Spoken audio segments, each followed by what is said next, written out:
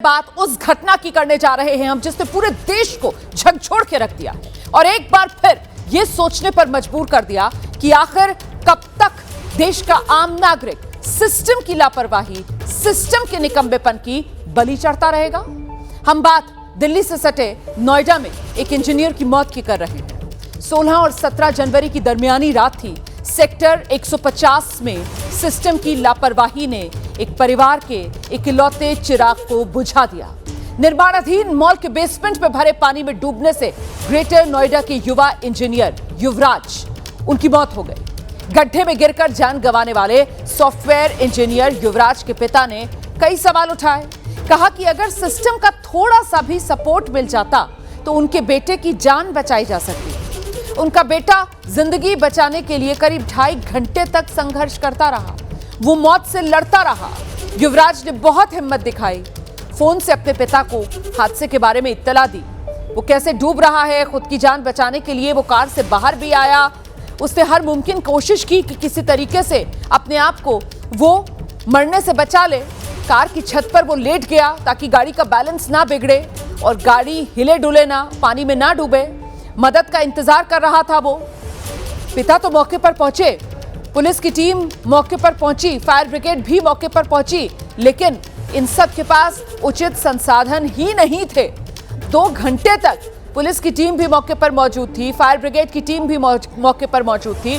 मतलब सिस्टम मौके पर मौजूद था, लेकिन सिस्टम के निकम्मेपन का आप हाल देखिए। सिस्टम की आंखों के सामने 27 साल का युवा इंजीनियर वो मौत के घाट उतरता चला गया। पानी से भरे गड्ढे में गाड़ी गिरी थी, उसमें सवार व्यक्ति, उसे बचाया नहीं जा सका। नतीजा यह हुआ कि युवराज की मौत हो गई। अफसोस इस बात का है कि मौत फौरन गिरने के साथ ही डूबने से नहीं हुई है। उसे बचाया जा सकता था। 2.5 घंटे का वक्त था। पुलिस की टीम मौके पर मौजूद थी, फायर ब्रिगेड की टीम मौके पर मौजूद थी, लेकिन संसाधन ही नहीं थे।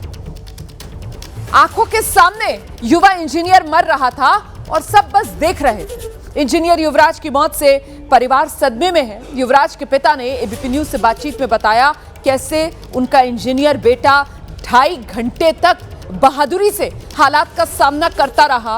वो ये उम्मीद कर रहा था कि शायद उसे बचा लिया जाएगा, लेकिन सिस्टम ने उसे मार डाला।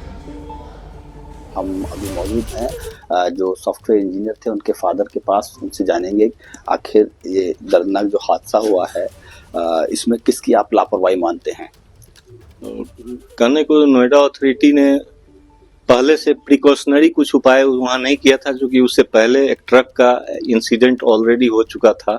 ट्रक उस नाले के पास के बाउंड्री को तोड़ते हुए नाले में गिरी थी और शायद एक आदमी को बचाया भी गया था, मुश्किल से बचाया गया था। तो उसके बाद उसमें रिमेडियल मेजर्स एडॉप्ट करना चाहिए था, जो कि अथॉरिटी ने किया नहीं।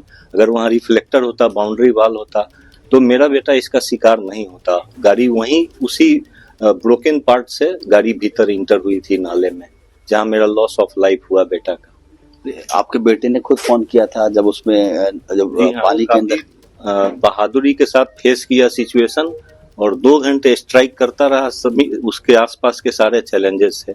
वो किसी तरह गाड़ी से निकलकर गाड़ी की छत पर आया और वहां लेट गया। चूंकि बैठने से गाड़ी डगमग हो रही थी, अनबैलेंस्ड हो रहा था, तो उसको लगा कि अब ये डूब जाएगी गाड़ी, तो वो छत पर फ्लैट लेट गया और फिर मोबाइल से टॉर्च जलाकर इंडिकेट करता रहा, अपना लोकेशन बताता रहा। तो पुलिस को आपने फोन किया? पुलिस को मैंने फोन किया 112 पे। जब मैं वो घटनास्थल पर पहुंचा तो वहां से मैंने कॉल किया, फिर पुलिस आई। 20-22 मिनट के अंदर पुलिस आ गई थी और उसके बाद उन्होंने फायर ब्रिगेड को फिर फोन किया, फिर वहां से वो टीम आई। लेकिन फिर उस ढाक के 3 पा तो रिजल्ट कुछ मीनिंगफुल नहीं रहा।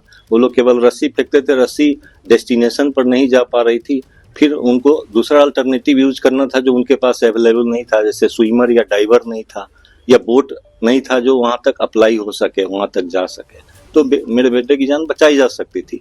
तो कहने का मतलब एडेक्वेट इंफ्रास्ट्रक्चर तो एकदम नहीं था उस टीम के पास। ये बताया जा रहा है कि लोग अंदर जाना चाह रहे थे, लेकिन पुलिस ने मना किया कि अंदर नहीं जाइए, पानी ठंडा है। कि भाई इसका रिस्क कौन लेगा, चूंकि सरिया वगैरह है उस नाले में, तो फिर एक रिस्क में है ही, दूसरा भी हम रिस्क नहीं लेना चाहे, ऐसा पुलिस मना कर रही थी। लेकिन उसी में एक जो कोई डिलीवरी बॉय था, उसने हिम्मत दिखाई और वो उसमें जंप किया, लेकिन तब तक देर हो चुकी थी, वो सिंक उसमें कर चुका था। तो हादसे में इंजीनियर की मौत के बाद ग्रेटर नोएडा अथॉरिटी पर लापरवाही के आरोप लग रहे हैं। लोगों ने कैंडल मार्च निकाला, नोएडा अथॉरिटी के खिलाफ अपना गुस्सा जताया। लोग गुस्से में हैं, लापरवाह अधिकारियों के खिलाफ कार्रवाई की मांग कर रहे हैं। इस मामले में पुलिस ने मुकदमा भी दर्ज किया है। ये देखिए कैसे जस्टिस फॉर युवराज, ये कैंडल मार्च निकाला गया है, युवराज के लिए इंसाफ की मांग की गई है।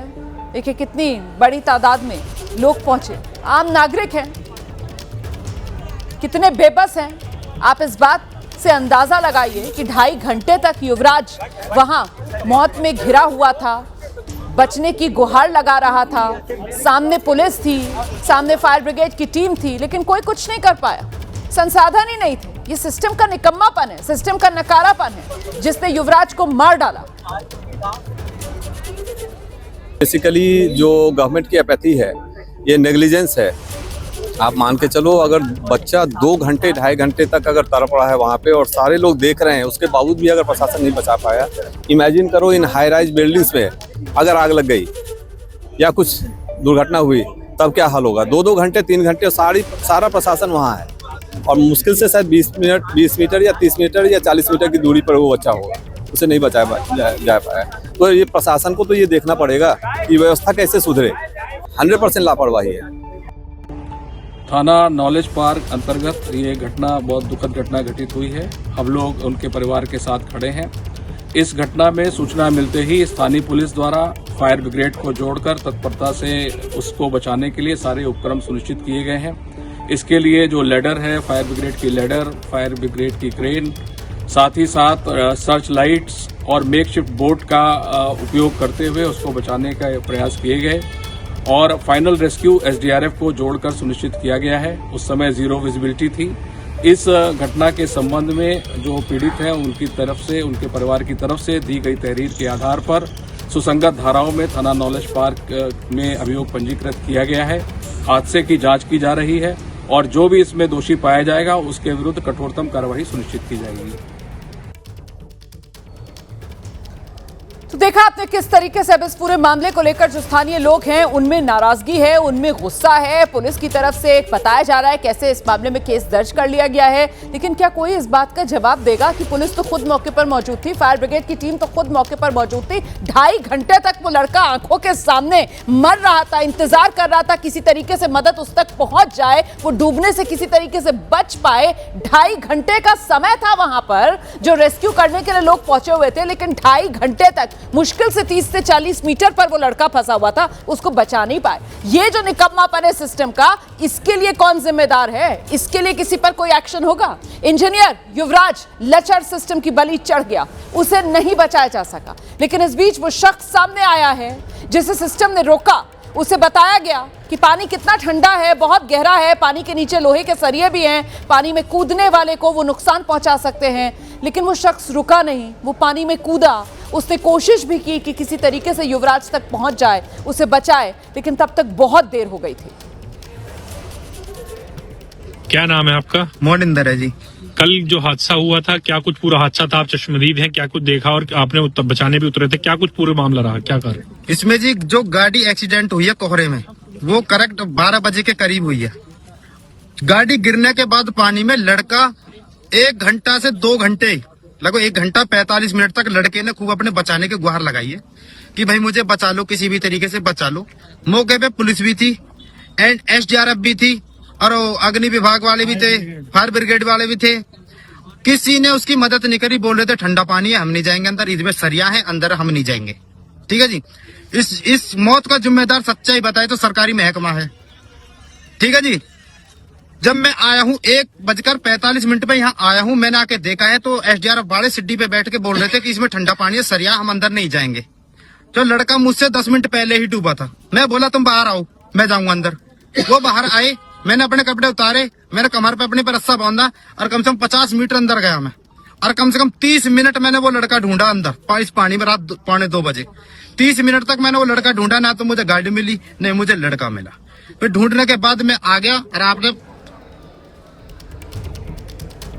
सीधे आपको लेकर चलते हैं, हमारे साथ हमारे सहयोगी उज्जवल इस वक्त मौजूद हैं और जरा उज्जवल से ही जानते हैं। उज्जवल, जो जूनियर इंजीनियर है उसको बर्खास्त करने की बात कही जा रही है और साथ ही जो बिल्डर्स हैं उन पर केस दर्ज करने की बात कही जा रही है, लेकिन सवाल ये कि वो पुलिस की टीम, वो फायर ब्रिगेड की टीम, वो बाकी रेस्क्यू दल, मैं उज्जवल के पास आऊंगी लेकिन उससे पहले नोएडा के सांसद महेश शर्मा जी हमारे साथ मौजूद हैं और जरा महेश शर्मा जी से ही जानते हैं। संपर्क कट गया है हमारा महेश शर्मा जी से, दोबारा बात करने की कोशिश करेंगे, तब तक उज्जवल का रुख करते हैं। उज्जवल, मैं आपसे ये जानना चाह रही हूं कि ठीक है, वो जो पुलिस महकमा के अधिकारी वहां पर मौजूद थे, जो फायर ब्रिगेड के लोग मौजूद थे वहां पर, जो एसडीआरएफ की टीम मौजूद थी और जो अपनी आंखों के सामने लड़के को मरता हुआ देख रही थी, 2.5 घंटे तक उसको बचा नहीं पाई, इस निकम्मेपन के लिए किसी की जवाबदेही तय होगी?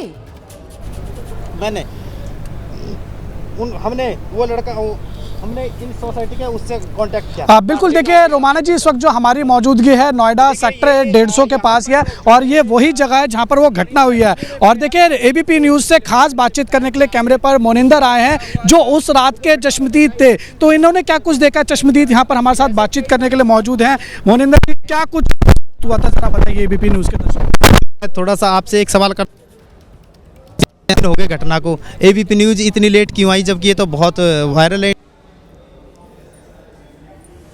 चलो कोई दिक्कत नहीं, ये थोड़ा मैंने सोचा इस चीज़ के बारे में, इतना बड़ा चैनल है, इतना लेट हो गया। तो 16 तारीख की रात को 12 बजे की बात है। जो युवराज नाम का लड़का था वो गुड़गांव में सॉफ्टवेयर इंजीनियर जॉब करता है। उस दिन धुंध बहुत ज़्यादा था, वो बेचारा आ रहा था किसी ड्यूटी, किसी भी टाइम निकला होगा, से 8 बजे 9 बजे, तो यहाँ आते आते उसे बहुत टाइम लग गया, 12 बज गए। ठीक है जी, उसे बज गए के बाद यहाँ उसने सीधी धक्का दी, गलती से उसे दाग गई। ऑथोरिटी की गलती है, देखो रोड लेवल है, बताओ अगर कोई यहाँ से ब्रेक भी मारेगा ना, जब भी गाड़ी इसमें टकरा जाएगी। ठीक है जी, वो लड़का गिर गया, लड़का 1.5 से 2 घंटा जिंदा रहा है। वो गाड़ी में गिरने के बाद गाड़ी से निकल के शीशा में कर वो गाड़ी के ऊपर बैठा था लड़का, जो मौके पे मौजूद थे वो बता रहे थे। मैं तो बहुत लेट आया था। 1:40 उस वक्त आप देखा जाए वहाँ पे फायर ब्रिगेड वाले आए हुए थे। ठीक है जी, फायर ब्रिगेड वाले आए हुए थे, उन्होंने हालांकि वो भी कोशिश कर रहे थे, लेकिन उनको किसी ने यहाँ के बंदों ने ये डरा दिया था कि इसके अंदर फंस जाऊँ उन सरियाओं में। उन्होंने ये बोला था कि इसमें ठंडा पानी है वगैरह है, बहुत सारे ड्रामे भी किए थे। जो सच्चाई बताऊँ, मैं सच्चाई ही बता रहा हूँ। प्रशासन की आप लापरवाही मान रहे हैं इसको? हाँ, 100% बोलूँगा। नोएडा ऑथोरिटी दो डिवाइडर यहाँ पे लगाते तो गाड़ी टकराती भी, चाहे ओवर स्पीड में होती, पास में गिरती, लड़का मरता नहीं। गाड़ी गिरी है वहाँ पे प्लेस में, गाड़ी हवा के झोंके से बीच में पहुंची है, धीरे धीरे 1.5 से 2 घंटे लगे गाड़ी को। एनडीआरएफ एसडीआरएफ की टीम कब तक पहुंची? एसडीआरएफ आई थी 4:30 बजे, वो गाजियाबाद से चले थे, धुंध के कारण वो लेट हो गए थे। तो उन्होंने क्या करा, कुछ आने वो एसडीआरएफ ने रेस्क्यू किया था बॉडी को मॉर्निंग में 7-8 बजे के करीब। हाँ जी, उनने सर्च ऑपरेशन चलाया। सामने पुलिया दिखा सकते हैं आप जूम करके, वहाँ से उनकी बोट वगैरह दाकी हैं, सामने पुलिया है, बोट दकाई है। प्लॉट किसका है? ये प्लॉट कंपनी है। लगातार बोल रहा था, अभी कुछ बता रहे थे, कुछ कहना चाह रहे थे कि लगातार कैमरे पर आप बोल रहे हैं उसके। हाँ, उसमें देखो जी, इतना बड़ा बिल्डर्स है, उसकी पोल मैंने खोली है। 3 दिन से मैं दिक्कत आ रही है कुछ, लेकिन देखिए ये वो प्रत्यक्षदर्शी जिन्होंने हिम्मत दिखाई थी, देर हो गई थी, इनको बता रहे हैं कि करीब 1:45 बजे के आसपास ये मौके पर पहुंचे थे और इनकी तरफ से पानी में उतरकर कोशिश की गई थी युवराज तक पहुंचने की, लेकिन ये भी रात के अंधेरे की वजह से, कोहरे की वजह से युवराज तक नहीं पहुंच पाए थे। ये भी खाली हाथ ही वापस आए थे और बाद में सुबह के वक्त जब एनडीआरएफ की टीम पहुंची तब कहीं जाकर गाड़ी और युवराज का शव बाहर निकाला जा सका। लेकिन अपने आप में बेहद दुखद ये खबर है, सिस्टम पर बड़ा प्रश्न चिन्ह लगाती ये खबर है, सवालिया निशान। सिस्टम कितना कमजोर है, सिस्टम की कमजोरी आप इसको कहिए, सिस्टम का निकम्मापन आप इसको कहिए कि हम एक 27 साल के इंजीनियर को नहीं बचा पाए। 2.5 घंटे तक वो लड़का पानी में फंसा हुआ था, 2.5 घंटे तक वो इंतजार कर रहा था कि उस तक मदद पहुंच जाए, लेकिन हमने धीरे धीरे कर, रिस कर उसको डूबकर मरने दिया। और वहां पर मौजूदगी थी, पुलिस की टीम भी वहां पर मौजूद थी, फायर ब्रिगेड की टीम भी वहां पर मौजूद थी। सबकी आंखों के सामने वो लड़का 2.5 घंटे तक बचाओ बचाओ चिल्लाता रहा, इंतजार करता रहा कि उसे बचा लिया जाएगा, लेकिन कोई उसको नहीं बचा पाया। सिस्टम ने युवराज को मार डाला। 77वें गणतंत्र दिवस से ठीक पहले दिल्ली पुलिस और सुरक्षा एजेंसियां पूरी तरह तैयार हैं। दिल्ली पुलिस ने खुफिया इनपुट्स के आधार पर हाई अलर्ट जारी करते हुए शहर के प्रमुख रेलवे स्टेशंस, बस स्टैंड्स, मेट्रो स्टेशंस, भीड़भाड़ वाले बाजार में कुख्यात वांटेड आतंकवादियों के पोस्टर्स लगा दिए हैं। पोस्टर बब्बर खालसा इंटरनेशनल, जैश ए मोहम्मद, अल-कायदा, खालिस्तान जिंदाबाद फोर्स जैसे प्रतिबंधित आतंकवादी संगठनों के सदस्यों के हैं। दिल्ली के मशहूर और हमेशा भीड़ से भरे बाजारों जैसे सरोजनी नगर, करोल बाग, लाजपत नगर, पहाड़गंज, सदर बाजार, चांदनी चौक में ये पोस्टर चस्पा किए गए। पुलिस का मकसद है कि रोजाना लाखों यात्री और खरीदार इन जगहों पर आते जाते हैं। अगर कोई इन आतंकवादियों को पहचानता है या उनकी गतिविधियों के बारे में कोई जानकारी रखता है तो फौरन दिल्ली पुलिस को सूचित करे। पुलिस ने नागरिकों से अपील की, किसी भी संदिग्ध गतिविधि पर तुरंत नजदीकी पुलिसकर्मी को सूचित करें या इमरजेंसी नंबर 112 पर कॉल करें।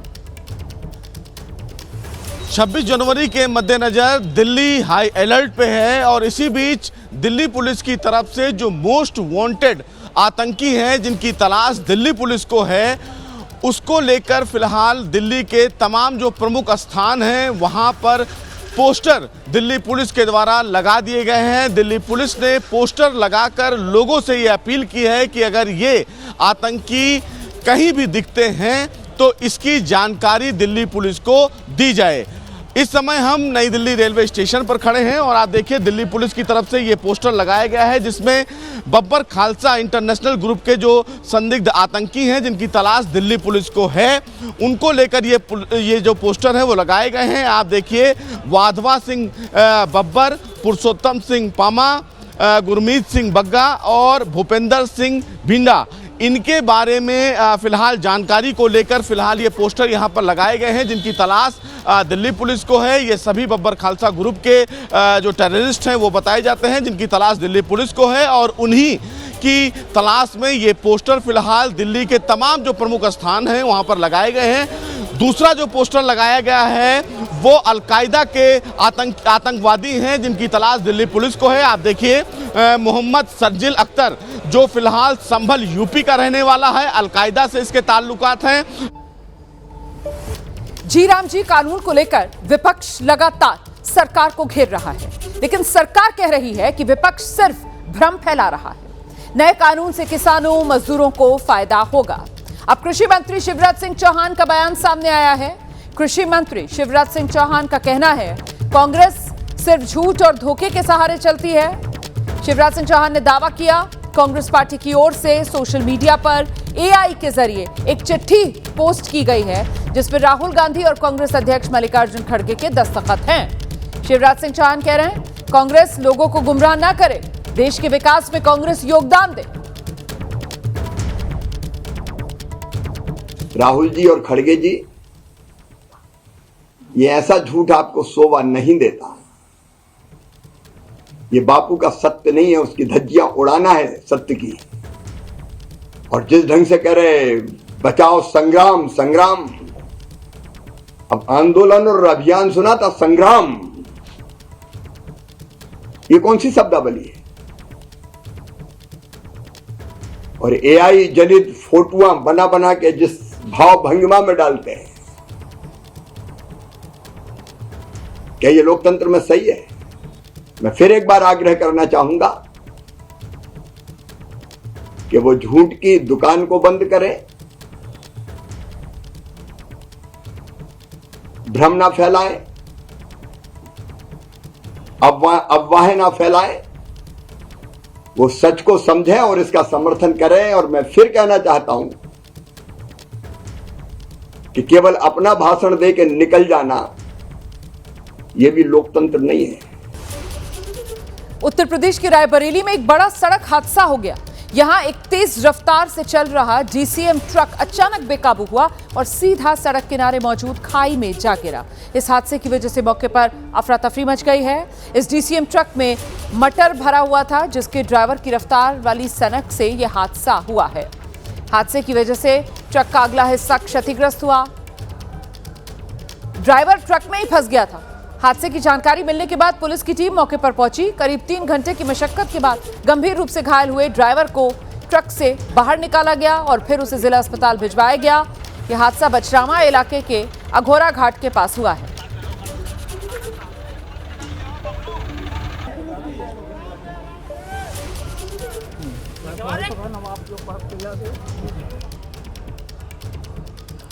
उधर राजस्थान के कोटा में देओदय एक्सप्रेस ट्रेन के एसी कोच में सांप दिखने के बाद हड़कंप मचा। इसकी वजह से ट्रेन को कोटा स्टेशन पर रोका गया, लेकिन जब इसकी जानकारी सांप पकड़ने वाली टीम मिलने पर जानकारी टीम मौके पर पहुंची तो कोच में मिला सांप तो नकली निकला, जिसके बाद लोगों ने राहत की सांस ली है। ये तस्वीर आप देख रहे हैं कैसे नकली सांप की वजह से रेलवे स्टेशन पर काफी देर तक अफरा तफरी बनी रही। जानकारी के मुताबिक ये नकली सांप किसी बच्चे का है, इसके साथ खेल रहा था। इस दौरान ये उसकी सीट के नीचे गिर गया। इस कोच में बैठे यात्रियों की इस पर नजर पड़ी तो वो इसे असली सांप समझे, जिसके बाद कोच में अफरा तफरी मच गई। आनन फानन में ट्रेन को रुकवाया गया। हालांकि जांच में पता चला कि ये असली नहीं बल्कि नकली सांप था।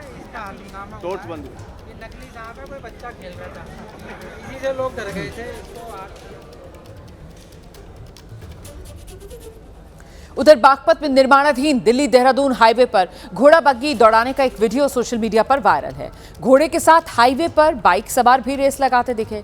दरअसल इस हाईवे पर लाखों रुपए के इनाम के लिए बाइक सवारों ने घोड़े के साथ रेस लगाई। सैकड़ों की संख्या में बाइक सवार रेस लगाने के लिए पहुंचे। निर्माणाधीन दिल्ली देहरादून हाईवे पर खूब रेस लगाई गई। पशु क्रूरता और हुड़दंग का वीडियो जब सोशल मीडिया पर वायरल हुआ तो पुलिस हरकत में आई। अब पुलिस वायरल वीडियो के आधार पर जांच पड़ताल कर रही है। घटना शहर कोतवाली क्षेत्र की है।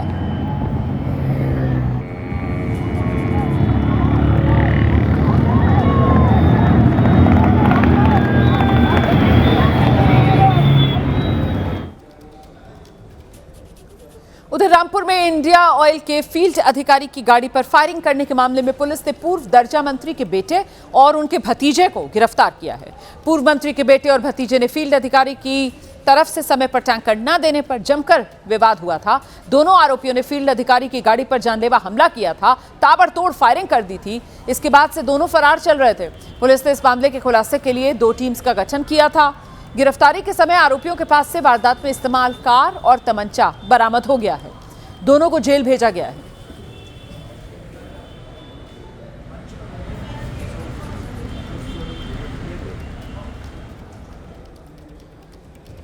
उधर छत्तीसगढ़ के बलौदा बाजार में अपने पति की ज्यादती से तंग आकर एक महिला ने उसी की सुपारी दे डाली, जिसके बाद सुपारी लेने वाले बदमाश ने महिला के सामने ही उसके पति की गर्दन धड़ से अलग कर दी। बेरहमी से उसकी हत्या कर दी।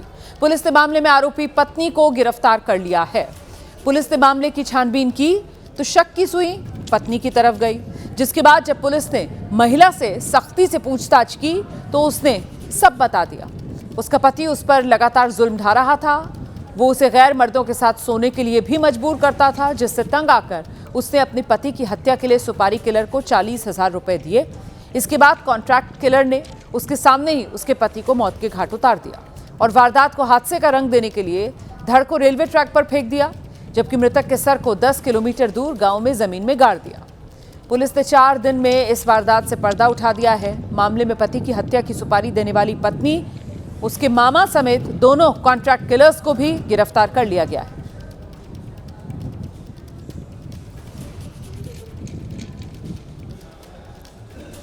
जम्मू कश्मीर के किश्तवाड़ में रविवार को सुरक्षा बलों और आतंकवादियों के बीच हुई मुठभेड़ में 8 जवान घायल हो गए, जिसके बाद फिर से किश्तवाड़ के जंगलों में सुरक्षा बलों ने सर्च ऑपरेशन शुरू किया है। सेना के अधिकारियों के मुताबिक सेना की जम्मू में तैनात व्हाइट नाइट कोर ने आतंकवादियों के खिलाफ ऑपरेशन त्राशी 1 चलाया, जिसका मकसद जंगल में छिपे आतंकवादियों की तलाश करना है और उन्हें खत्म करना है।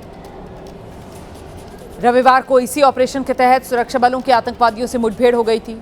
इस अभियान में जम्मू कश्मीर पुलिस के जवान भी शामिल हैं। ये मुठभेड़ सोननार इलाके में हुई, जिसे देखते हुए मौके पर अतिरिक्त सुरक्षा बलों को अब तैनात किया गया है। सेना के अधिकारियों की माने तो एक तलाशी दल का सामना 2 से 3 विदेशी आतंकवादियों से हुआ, जो पाकिस्तानी आतंकवादी संगठन जैश-ए-मोहम्मद से ताल्लुक रखते हैं।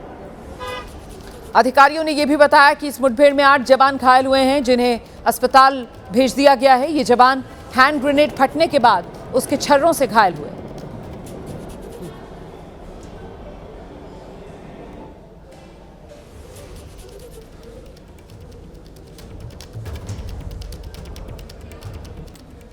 उत्तर प्रदेश के अमरोहा में एक बड़ा सड़क हादसा सामने आया है। यहां तेज रफ्तार कार ने पहले एक बाइक को टक्कर मार दी, उसके बाद कार भी सड़क किनारे जाकर पलट गई। इस हादसे में बाइक सवार बेटे की मौत हो गई, जबकि पिता को गंभीर हालत में अस्पताल में भर्ती कराया गया है। यह हादसा नेशनल हाईवे 9 पर हुआ। चश्मदीद बता रहे हैं कि आरोपी ड्राइवर तेज म्यूजिक सुन रहा था, तेज रफ्तार से कार चला रहा था। उसने बाइक को टक्कर मारी तो बाइक सवार पिता और बेटा कई फीट हवा में ऊपर उछले और फिर सड़क पर आकर गिरे, जिसके बाद खुद कार सवार भी सड़क किनारे मौजूद डिवाइडर से जा टकराया। उसकी कार भी पलट गई। हादसे को अंजाम देने के बाद कार सवार 3 लोग मौके से फरार हो गए। पुलिस अब हादसे की जांच में जुटी है।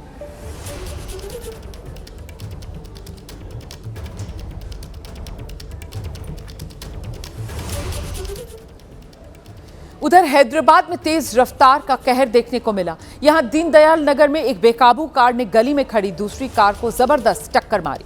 इस हादसे का सीसीटीवी फुटेज सामने है। इसमें दिख रहा है कि गली में एक लाल रंग की कार खड़ी है, तभी सामने से तेज रफ्तार एक और कार आती है और सीधे उस पर टक्कर मार देती है। ये टक्कर इतनी भीषण थी, कार पूरी तरह पलट गई। घटनास्थल पर बिखरे शीशे के टुकड़े, दोनों वाहनों के क्षतिग्रस्त होने का नजारा बेहद भयावह था। टक्कर की आवाज इतनी तेज थी कि उसे सुनकर आसपास के लोग अपने घरों से बाहर दौड़ पड़े। उन्होंने कार का जब पलटा हुआ नजारा देखा तो वहां तो अफरा तफरी मच गई। गनीमत रही कि हादसे के वक्त कोई आसपास मौजूद नहीं था, वरना तो जान भी जा सकती थी। टक्कर मारने वाली कार के ड्राइवर को मामूली चोट आई है।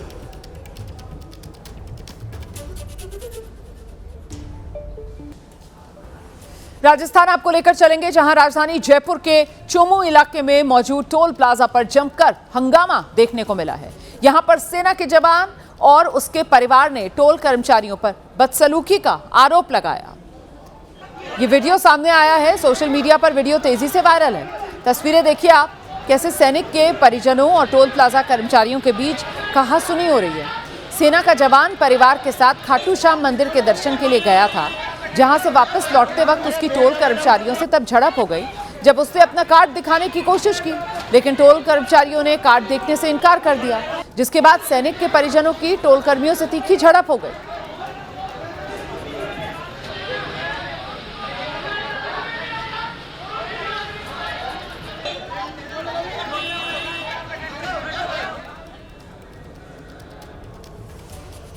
उधर मुंबई के ओशिवारा इलाके में राइटर, डायरेक्टर और एक स्ट्रगलिंग मॉडल के घर गोली चलने से इलाके में सनसनी फैल गई है। ये फायरिंग ओशिवारा पुलिस स्टेशन की सीमा में आने वाली नालंदा सोसाइटी में शाम के वक्त हुई। यहां एक अज्ञात शख्स ने इमारत की ओर फायरिंग की और मौके से वो फरार हो गया। सूत्र बता रहे हैं, नालंदा सोसाइटी की दूसरी मंजिल पर रहने वाले नीरज कुमार मिश्रा पेशे से राइटर और डायरेक्टर हैं। चौथी मंजिल पर रहने वाले प्रतीक वैद स्ट्रगलिंग मॉडल हैं। फायरिंग के बाद दूसरी और चौथी मंजिल के फ्लैट में गोली लगने के निशान पाए गए हैं। घटना की जानकारी मिलते ही ओशिवारा पुलिस मौके पर पहुंची, पूरे परिसर को घेरा, जांच शुरू कर दी गई। फिलहाल ये साफ नहीं हो पाया कि गोली किसने चलाई, निशाने पर कौन था। पुलिस इमारत में लगे सीसीटीवी कैमरों की फुटेज खंगाल रही है। तकनीकी साक्ष्यों के आधार पर आरोपी की पहचान करने की कोशिश की जा रही है। फिलहाल पुलिस की टीमें आरोपियों की तलाश में जुटी हैं और मामले की गंभीरता से जांच की जा रही है।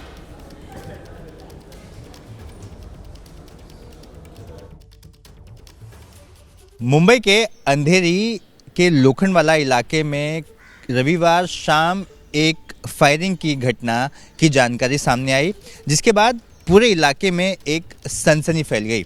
मैं आपको बता दूं कि ये वही कॉलोनी है जो नालंदा नाम से जानी जाती है। इसके दूसरी मंजिल और चौथी मंजिल का ये जो दोनों फ्लैट है, उन दोनों फ्लैट में एक एक गोली मिली, जो शायद एक अज्ञात शख्स ने इसी सड़क से जाते हुए फायरिंग की। आपको बता दें कि ये जो 2 बुलेट की कुछ जो हिस्से हैं वो विंडो से सीधे घर के अंदर गए, जिसके बाद घर के ओनर्स ने इसकी जानकारी मुंबई पुलिस को दी। आपको जो दूसरी मंजिल दिखाई दे रही है, उस दूसरी मंजिल पर नीरज कुमार मिश्रा रहते हैं, जो पेशे से राइटर और डायरेक्टर हैं, और चौथी मंजिल वहाँ पर प्रतीक वैद नाम का शख्स रहता है, जो पेशे से स्ट्रगलिंग मॉडल है।